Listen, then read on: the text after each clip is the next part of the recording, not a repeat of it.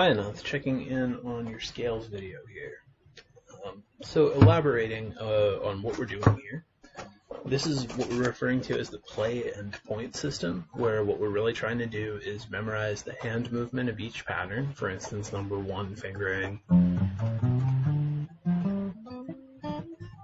And then rather than coming back down the pattern, to just point to the root on the bass strings, which will be either this C or this C.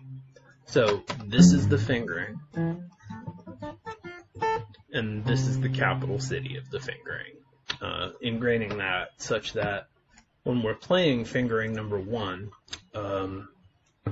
if we play it in a different key other than C, it's still going to be the same hand movement with the root ending up in the same position. So, rest assured we don't have to learn every other key as an autonomous concept. We are just learning these 7 C fingerings, and then we'll quickly see that we can apply that to all of the other keys. The same way that our bar chord structure moves, where we can just move laterally, and as long as we don't include open strings, all of those chords or scales still keep the same tonality. So that said, yes, you do actually have to memorize all 7 of these. Otherwise, for us to progress into moving to every other key, it would be like us starting to discuss multiplication while you still had to look back and remind yourself that, this is the value 9. So suggestion for that, try to avoid exploration of the scale patterns, just dry memorize them. Don't look at the page, and cease to do the ones that you've already memorized. I'll suggest you make the following subsections. The first 3 fingerings, 1, 2, and 3, start on F, G, and A. Those are the first 3 that people learn, so they tend to memorize them, and then keep reinforcing them out of intellectual curiosity or it being easier than learning more. But, if we think about how long that project will take, it won't be that time consuming. Then I'll suggest section 2 be fingerings 4 and 5. So the next 2 fingerings. Again, clarifying, cease to play fingerings 1, 2, and 3. And just learn 4 and 5. And then try to do that all as one big section. Then expand to including 6 and 7, the last 2 fingerings. So that's as efficient as we can be.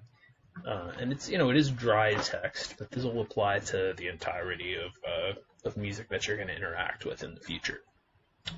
So at, let's see, 3 minutes in this video, I'm going to skip ahead to what we would be doing next. Quickly though, I'll suggest that you also do some kind of randomization, and you can do this while you're still working on memorization. Like, let's say you've only learned the first 5. You could, roll a die, and if it says, play number 4, just jump right to number 4. You could even do that with just fingerings 1, 2, and 3, some kind of randomization, because we don't only want to be able to think about fingering 2 if we've just played fingering 1. That kind of thinking isn't going to work because we actually are trying to memorize this as the crux of future concepts that we're going to explore. So that's what's up. And it does get cool really fast. Again, re-emphasizing we don't have to learn every key as a new concept. This will be our framework for every key. Great, so that'll get you to the point where you know all these fingerings, ending with, and here's fingering 7, and there's the root. At that point, if you want to start coming back down the patterns, playing, go for it. You'll spend a lot of time doing that, but we're just prioritizing memorizing the structure ahead of going up and down the fingerings, working on this there's the root system. Will work for moving these keys around to random frets. So only watch this part of the video if you've already learned several of the scales anyway. So, fingering number 1, where the root's in this position. If I just pick some random fret and blindly execute that fingering, thinking about the hand movement, it'll turn out that that's what key I just played in. For instance, if I play it 2 frets higher than where we learned it, instead of starting 1, 3, 5, ... going, 3, 5, 7, then that's the key of D. And again, we are also trying to memorize note names of, G and C, A and D, B and E, C and F. And if we know those, then these, processes of moving it to other keys. So that should be enough, or just that, and then adding a couple other note names on the base strings. So what we would be doing if you had memorized all 7 fingerings coming in today is starting to explore our process for moving them to every other key, which would involve what we're going to call positional play and point exercise. That'll have us staying at 1 fret localized and playing all 7 fingerings there. So as opposed to playing fingering 1 and then advancing up the neck to fingering 2, you might play fingering 1 here in C,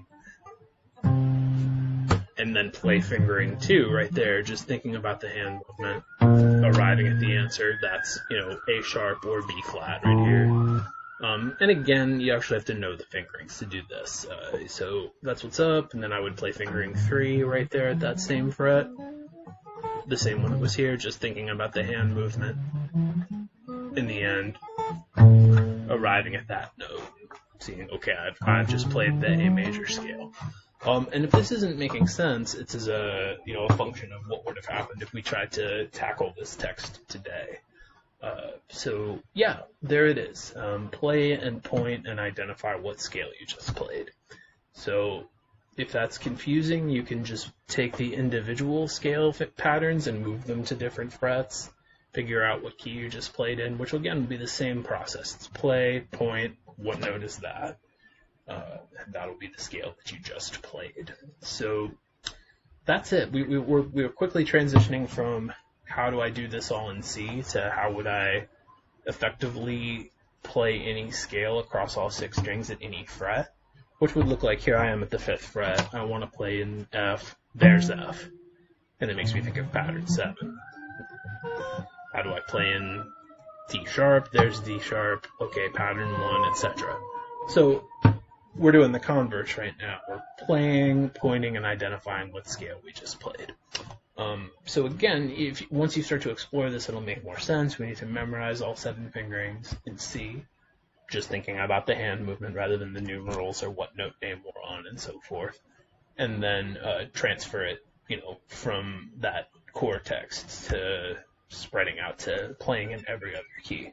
So it's not terribly satisfying at this stage of the game, but there we have it. That's what we're trying to work on, and it does get really cool really fast once you've put in this couple hours of practice. So again, reinforcing, don't just keep playing the fingerings you already know.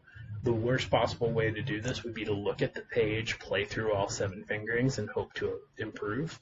We're looking to actually memorize them. So just work in small enough sections where that doesn't seem daunting, and don't keep repeating the fingerings that you already know. All right, I will see you next Saturday, same time, potentially on a new computer, and I hope you're doing very well. Enjoy this. I think it'll be really satisfying after a couple practice sessions.